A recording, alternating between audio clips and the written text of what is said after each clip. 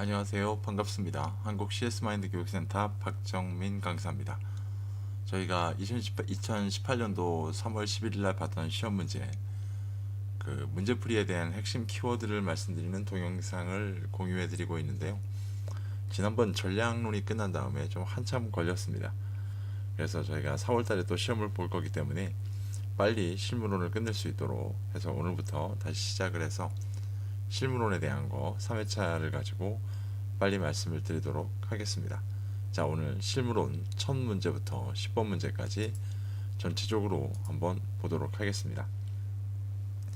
자, 실무론 1번. 다음 중 콜센터 업무 수행을 위한 스크립트. 자, 스크립트라고 문제에서 제기하고 있습니다. 진행 과정에 대한 설명으로 가장 올바르지 않은 건 무엇입니까? 라고 해가지고요. 1번.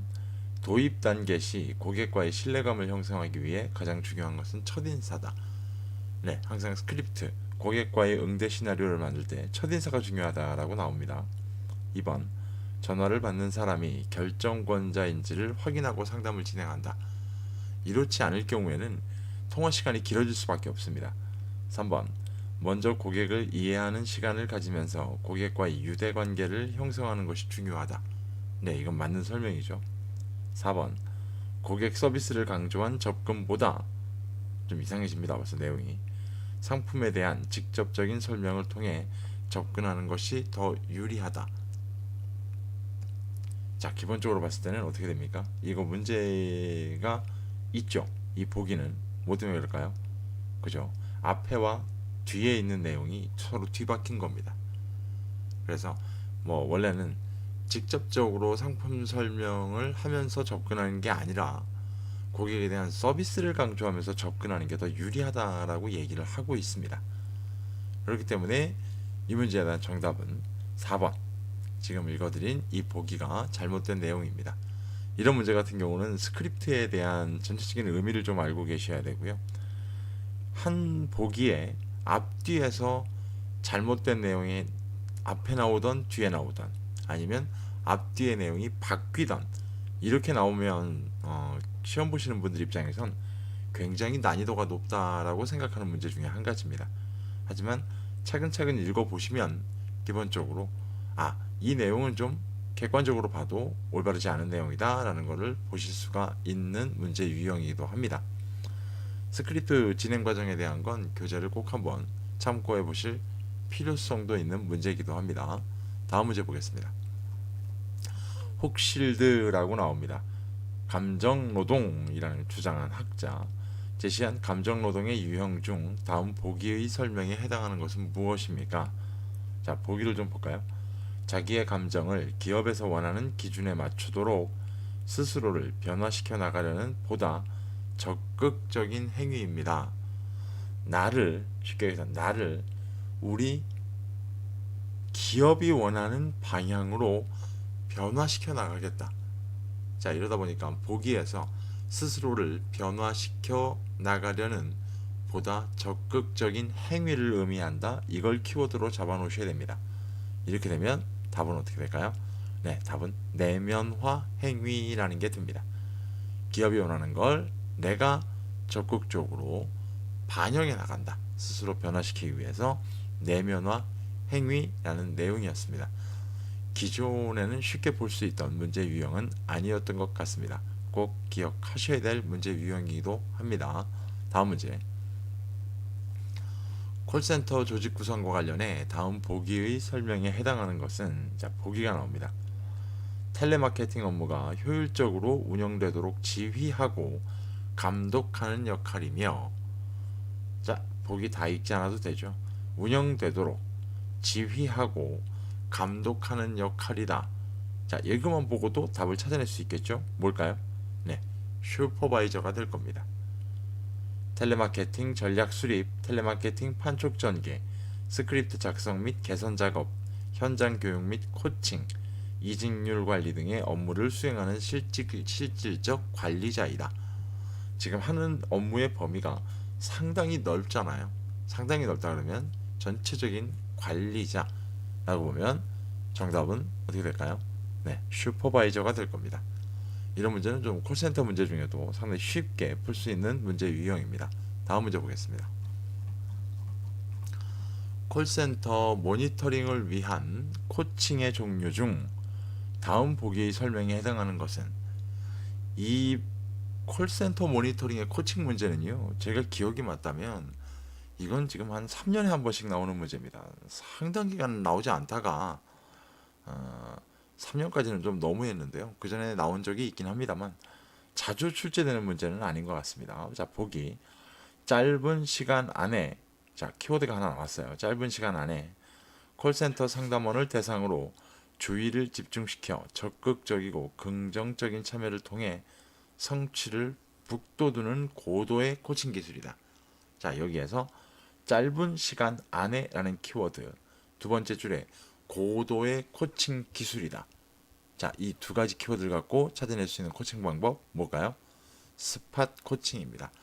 꼭 기억하셔야 되는 거, 고도의 코칭 기술이다. 스팟이라고 하는 게 즉흥적이라는 의미도 갖고 있잖아요. 이러다 보니까 그 자리에서 뭔가 코칭의 내용을 확인한 다음에 즉시 코칭할 수 있기 위해서는 이 코칭을 할 수 있는 코치가 고도의 코칭 기술을 가지고 있어야만 가능합니다.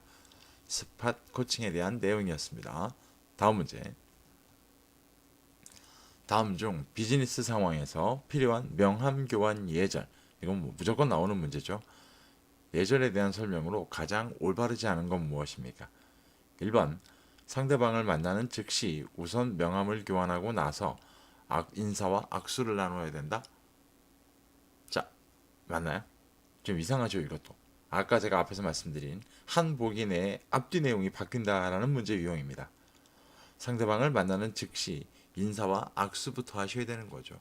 그 다음에 뭐야? 명함을 교환한다. 우리나라와 일본은 만나자마자 명함을 교환하는 습성을 갖고 있습니다만 인사와 악수보다 앞에 있지는 않습니다. 그렇기 때문에 이 문제 같은 경우는 1번이 잘못된 설명이 됩니다. 나머지 설명은 다 맞는 내용이겠죠. 다시 한번 말씀드리지만 실무론의 문제 형태도 난이도를 적용하게 된다면 이런 방식으로 출제가 됨을 꼭 기억하셔야만 됩니다. 다음 문제 보겠습니다. 국제 비즈니스 매너를 위해 숙지해야 할 국가별 문화 특징에 대한 설명으로 가장 올바르지 않은 것. 이 문제 같은 경우가 기존에는 보기 힘들었던 문제의 유형입니다. 내용을 확장시켜서 상식, 마치 우리가 알고 있는 상식을 얼마나 곁들일 수 있겠는가라는 것까지 포함하는 문제 유형 중에 하나다라고 보실 수가 있겠습니다. 1번, 중국은 자신이 사용하던 젓가락으로 음식을 집어주는 습관이 있습니다. 이거 맞아요, 중국 사람들. 2번, 일본은 자신의 밥그릇이나 국그릇을 들어서 음식을 먹는 습관이 있다. 이거 맞습니다. 근데 우리나라는 전통에서 굉장히 좀 안 좋게 보는 것 중에 한 가지기도 합니다. 3번, 홍콩에서는 시계를 죽음의 상징으로 여기기 때문에 선물을 하지 않는다. 시계 종, 마칠 종, 이게 비슷하기 때문에 웬만하면 시계 선물하지 않습니다. 중국에서는. 홍콩도 마찬가지겠죠. 4번, 태국, 말레이시아에서는 사람의 머리를 신성시하기 때문에 상대방의 머리를 함부로 만져서는 안 된다. 네, 이거 맞습니다. 5번, 인구의 대부분이 이슬람교도인 인도네시아에서는 일반적으로 돼지고기나 술을 입에 대지 않고, 여기까지 맞아요. 오른손을 부정하게 생각한다? 아니요. 이슬람교도들은 왼손을 부정하게 생각합니다. 오른손은 조금은 신성시하는 측면이 있죠.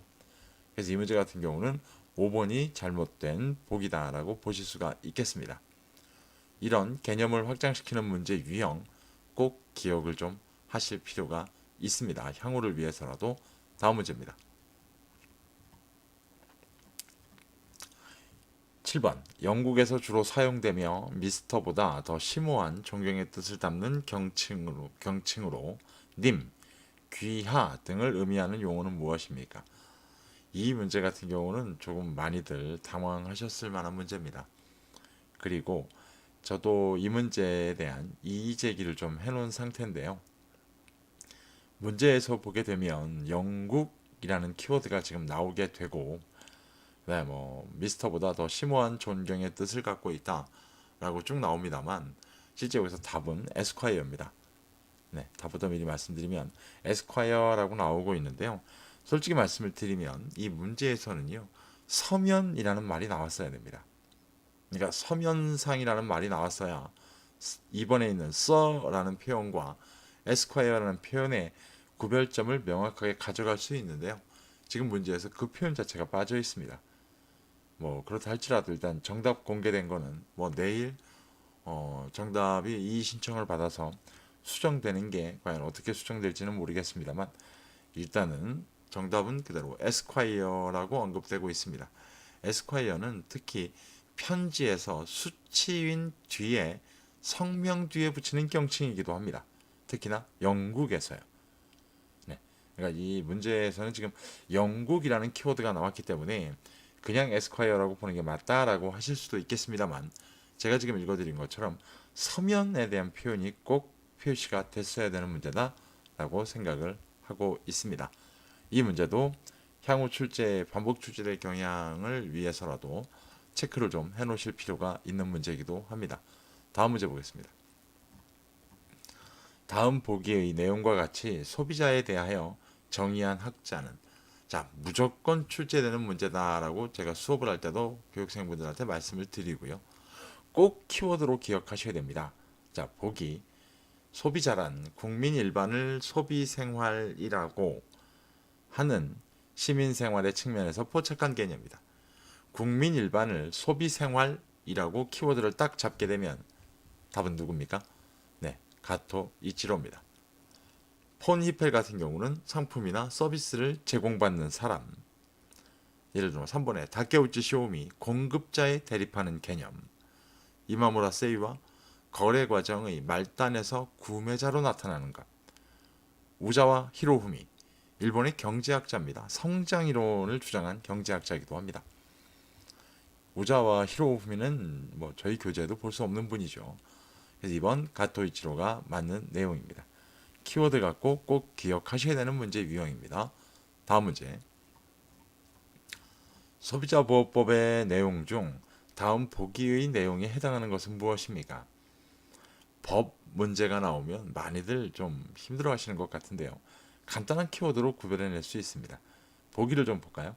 국가 및 지방자치단체는 소비자의 불만이나 피해가 신속, 공정하게 처리될 수 있도록 자, 불만이나 피해가 신속하게 처리될 수 있도록 국가가 정한 법에서 뭘 해야 될까요? 뭘 해야 될까요? 몇 가지만 생각을 해보셔도 답은 뭘까요? 4번 소비자 분쟁의 해결일 겁니다. 밑에 것도 볼까요? 관련 기구의 설치 등 필요한 조치를 강구해야 됩니다. 자, 이건 법이 해야 되는 거잖아요. 지방이 국가가 한다든가 위에 나온 것처럼. 자, 그래서 소비자의 불만이나 피해가 신속, 공정하게 처리될 수 있도록 여기까지만 보시더라도 소비자 분쟁의 해결이란 답은 금방 찾아낼 수 있는 문제 유형이기도 합니다. 마지막 문제입니다. 다음 중 소비자기본법에 명시된 한국소비자원의 업무와 가장 거리가 먼 것은 무엇입니까? 라고 얘기를 합니다. 한국소비자원. 한국소비자원이 있고 그 위에 분쟁조정위원회가 있고 여기까지도 해결이 안 되면 법의 심판을 받으러 올라간다. 결국 두 군데는 아래 부분에 있는 두 군데의 기관은 법적 구속력이 없다. 라는 관점을 좀 볼 필요가 있죠. 1번 소비자의 불만 처리 및 피해 구제. 맞습니다. 이거 위에 문제에서 보셨잖아요. 2번 소비자의 권익과 관련된 제도와 정책의 입법 및 정책 결정. 우리나라 입법기관은 어디입니까? 국회입니다. 그죠? 입법이라는 말 자체가 조금 어렵죠. 어려운 게 아니라 어려운 것도 있고 쉽지가 않죠. 원칙은 소비자의 권익과 관련된 제도와 정책의 연구 및 건의입니다. 입법 및 정책 결정이 아니라 연구 및 건의로 수정해야 되는 부분이기 때문에 이 문제 같은 경우는 2번이 잘못된 문제 답입니다. 이 문제 같은 경우는 말씀을 드리면 한국소비자원의 업무라는 것을 교재를 보시고 기억을 하셔야 되고요. 실제로 저희가 수업을 할 때는 불만 처리 및 피해 구제, 그 다음에 뭐 권익 증진을 위한 교육 및 홍보, 조사 연구, 그 다음에 뭐 정보의 수집 및 제공 이런 걸 통해 가지고 말씀을 좀 드리고 있고요. 이런 키워드를 갖고 기억을 했을 때 입법 및 정책 결정은 해당되는 내용이 아니었습니다. 자, 오늘 실무론 1번부터 10번 문제까지 말씀을 좀 드렸고요. 콜센터 문제와 소비자기본법 문제가 총 6, 7문제가 나오다 보니까 실무론을 조금은 도외시하셨던 교육생분들은 초반부터 쉽지 않은 내용의 문제들을 풀었다라고 생각할 수 있는 문제 유형이기도 합니다. 10문제 들어주시느라 고생 많이 하셨고요. 저희가 다음 시간에는 실무론 11번 문제부터 20번 문제까지 다시 한번 풀이 과정을 말씀드리도록 하겠습니다. 수고하셨습니다. 감사합니다.